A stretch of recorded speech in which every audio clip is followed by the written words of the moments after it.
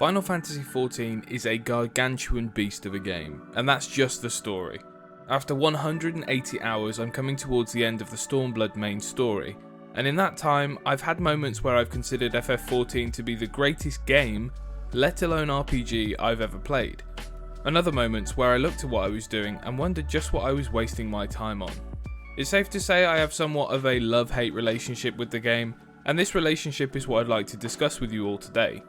Don't call it a review, I haven't played it long enough or even scratched the surface of what this game has to offer yet. However, I have picked up and dropped the game 2 or 3 times since last summer, the summer of 2022, and I have thoughts about what I think the game does well, at least thus far, and things I just don't like at all. A reminder to click like and subscribe if you haven't already, and leave me a comment about your first time in Final Fantasy XIV if you've played, and if not, why you haven't pulled the trigger just yet. I think it's best to start with a little bit about my MMO pedigree so you can make your own judgment about whether or not I qualify to even have an opinion on this game. To start with, if you're someone who thinks I'm not allowed to have an opinion, you should probably leave now. A lot of what I'm about to say is exactly what I would have liked someone to tell me before I jumped into the game. My MMORPG journey began with Destiny in 2014. While many wouldn't consider Destiny to be an MMO, I'm going to give it the title of MMO Light, which does seem to fit the style it's going for. I bloody loved Destiny when it released. Yes, the story was short and uneventful, but the gameplay was crisp, the loop of earning weapons with different perks and grinding out ever more powerful gear felt great, and I was content to sit in the Strike playlist, testing my mettle against the revolving bosses in the playlist. When I wasn't killing bosses, I was gathering planetary materials used to upgrade my new weaponry to its highest light level. I quickly learned that I loved this gameplay loop, and I was missing out on the true MMORPG genre. My next foray into the genre would be the online world of my favourite series of games of all time, The Elder Scrolls Online, specifically the Tamriel Unlimited update, where a lot of the systems had been refined and it was a better time to hop into the game. This was a time where I did not have a gaming computer, just an Xbox One, therefore this was the most hardcore MMORPG I had access to. I played ESO up until 2017, and after having played through the Morrowind expansion, I put the game down, and try as I might, so far I am yet to pick it back up again. This is mainly due to the multitude of ways that ZeniMax Online seemed intent on attempting to kill their game, and all of the goodwill that was gained after the successful relaunch of ESO. Predatory monetization, the hardcore player base collapsing, shrinking and formulaic content offerings, and a plethora of bugs that stuck around for far too long have meant that Elder Scrolls Online is an MMO I'm not sure how to get back into these days, which saddens me a lot as this is where I first found my love of MMOs. That brings me to last year, 2022. My first son was born in August, I had a Steam Deck, and wouldn't you know it, there was a little game called Final Fantasy XIV that I was told runs like a charm on deck. And it did. Amongst pretty much every other MMORPG on the market, I played Final Fantasy XIV on my Steam Deck while the little guy slept, or late at night when my partner was asleep. The Steam Deck helped me retain my hobby of gaming while I had a newborn baby who needed most of my attention while I wasn't working. I'll talk about the other games at length in other videos I'm sure, so let's focus on my experience with FF14 here.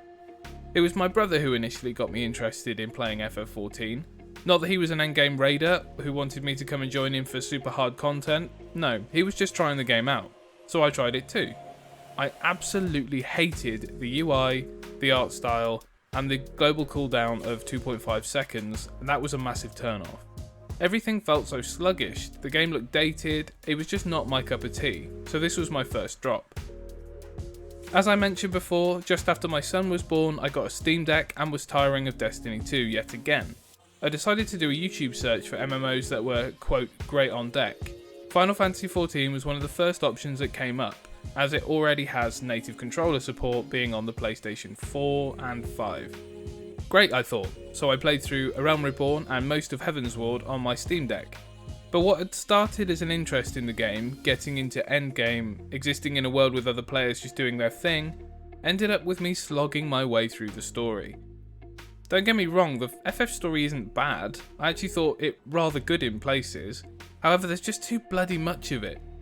I got most of the way through that end of Heavensward patch content before looking at what I'd played and what was ahead of me. Realising I wasn't even halfway through the story content yet, I dropped it again. That brings me up to modern day, where, as I still look for my home MMORPG, Final Fantasy in some regards is the perfect MMO. However, in others, it's just not really for me. All of that was really just a long intro for me to lay out my argument for why Final Fantasy is a great MMO, but also one that feels really rough and, in a lot of regards, very claggy. For my non-British viewers, claggy is a word used in cooking to describe something that's sticky, heavy or lumpy, and altogether just a bit unpleasant. Some of these points are legitimate criticisms of the game, issues that should be improved upon for new players, and quality of life fixes that should be implemented for player health.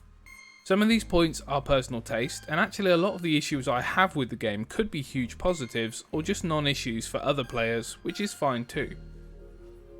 I think a good place to begin is with something that's apparent to everyone who's ever seen FF14 or any Final Fantasy game really and thought, I wonder what that game's about. You load up a YouTube video or do a Google search and see scantily clad girls with tails and bunny ears. It's anime, or that sort of style. Forgive me, I'm not into anime or manga or anything like that. This is quite often enough to turn a lot of predominantly Westerners off from the game in its entirety. I have to admit that I stayed away from FF14 for a long time because of the art style and mannerisms of the characters, including some of the cringy dialogue and the way that conversations go in general. The dislike of the Mikote bunny girls and the tiny Lalafels and everything that makes this game a JRPG has not gone away and still leaves a bitter taste in my mouth whenever I play, but by itself would not necessarily be enough for me to drop, so let's continue. Less about art style and more about the theme in general. The areas in FF14 are just super bland. I really think that some of the maps and locations end up looking empty and boring in terms of the amount of foliage, buildings and other points of interest, but also the colour palette is just so one-dimensional that it all feels so washed out. What is strange to me is that this isn't always the case. You'll go from the barren wastes of Alamigo into the Imperial Castle and all of a sudden you're surrounded by neon blue and red, interesting patterns and formations, and just a pretty cool environment.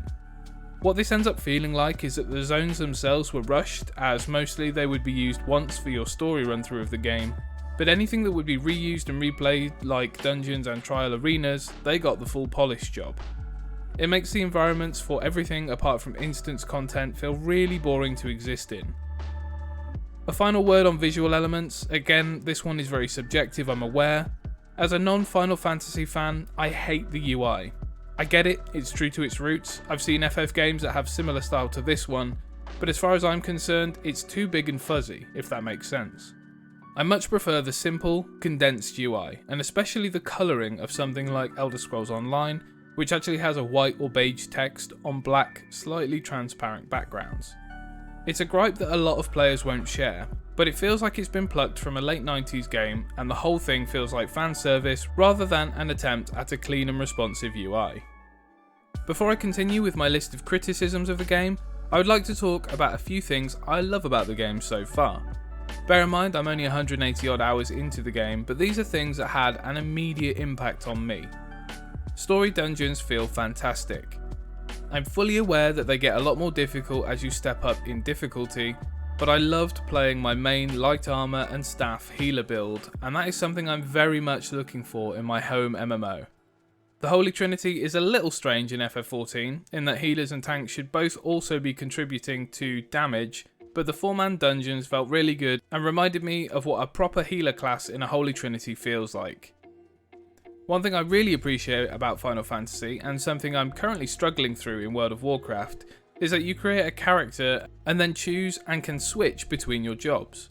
Of course, as a healer, I chose White Mage in Final Fantasy, but for some unknown reason in World of Warcraft, I decided I'd like to be a sword and shield wielding paladin. I've grown to dislike the skills and abilities with this class, however in order to switch jobs, I would now have to create a new character and level them back up once again. In Final Fantasy, this wouldn't be a problem at all. I'd simply go through the new job quests and, utilising catch-up mechanics, my character would now have a new role, with the ability to simply switch back to the old role if I got bored of it. This goes for professions too, both gathering and crafting, as they are treated like classes to be switched between, each with their own armour and tools, which is both an interesting twist on professions and much better than locking yourself into a profession like in World of Warcraft. Of course, being able to switch between jobs mean you'll only ever need one character, which makes Final Fantasy XIV one of the, if not the most alt-friendly game in existence. Hell, even in Destiny 2 it's better to have 3 characters so you can swap weapons around for max power bumps. I love it when games don't force me to complete content on more than one character, and practically everything is account bound here. Other things I like are its interesting twist on player housing, the music that changes based on boss encounters and the environment, and its plethora of horizontal endgame content like the Golden Saucer, really making Final Fantasy feel like a social MMO with a hell of a lot to achieve and go out and experience in the world with guildmates and friends, or just strangers you happen across in your travels. Now I'm sure at this point in the video I've lost enough viewers that the heresy I'm about to commit will fall on deaf ears. Are you ready? I really dislike the story in Final Fantasy XIV, and I have 3 main reasons for this. Here they are. Number 1, the story is so slow. Don't get me wrong, I love a good story, but even I have my limits. Sometimes I just want to get out into the world and do those fetch quests that everyone complains about. I enjoy the combat in this game, but so often that is such a small part of the actual story of Final Fantasy.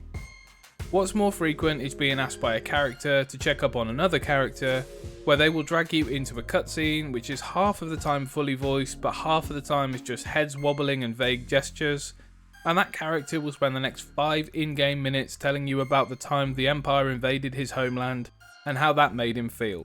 Sometimes less is more, especially in a genre that people very much get into in order to do the group content. On that subject then, number 2, to complete all of the story from all 5 expansions and their patch content, in order to get up to current and be able to complete the up-to-date endgame content, you're looking at an absolute minimum of 200 hours if you skip some dialogue and don't take the time to do anything else in the game. A Realm Reborn, which is the main story that FF14 shipped with after its relaunch, has already been put to the sword and had a handful of quests cut just to trim the fat. And there is a lot of fat here. Games don't need to be 100 hours or 50 hours or even 20 hours to be good. I remember playing Red Dead Redemption 2 a couple of years ago and getting to the point that I was just slogging through the story to get it done. I ended up playing for something like 30 hours when I expected the game to have wrapped up with a satisfying conclusion in half of that time. Now look at FF14, where each story is really just a continuation of the story in the world of Eorzea. Now, as I come to the end of the Stormblood expansion, I'm looking at an additional 100 to 150 hours on top of almost 200 that I've played to complete the story. It's not fun, the story isn't even that impactful half the time, and I wish it wasn't as huge a part of the game as it is. Number 3. Story missions are a requirement to unlock in-game content like new zones, dungeons and raids. I don't hate this as an idea in and of itself. I actually think it's quite a good introduction to the game, and giving you a dungeon as part of a story mission first, then into a rotation later, normally would work quite well, in theory. However, Final Fantasy is far from a normal game, or really even a normal MMORPG. Can we be completely clear for a minute? Cards on the table. People who play MMORPGs fall into 2 main categories and a few subcategories. The first category is raiders and endgame enjoyers. I think this group is pretty self-explanatory. The second group are the social players who aren't interested in pushing the highest of high-level content, but want more to experience a huge game that is ever growing with their friends and guildies. We then have the smaller, more fringe categories that include players who like to roleplay or enjoy the combat style of a certain MMO. Let's be honest, the story falls into one of these subcategories. That means that these players who want to have access to all of the activities in the world, or players who want to push for top tier endgame, have to push through the content made for those who fall into this niche category, and FF14 is the worst for this as the story is just so bloody long. The funny thing about the story in Final Fantasy is that although I have a lot of gripes with it, its length, its cringe, etc., I wouldn't want to buy or use a level boost or story skip. Not because I want to experience it though, it's because I'm worried I'll miss some little tidbit of story that will allow me to feel a connection to this world. What if there's a story beat that just clicks with me and makes me feel like a part of this community in a way that it wouldn't have if I just skipped? In conclusion then, I think the reasons here I've listed are ultimately why Final Fantasy XIV will never be my home MMORPG.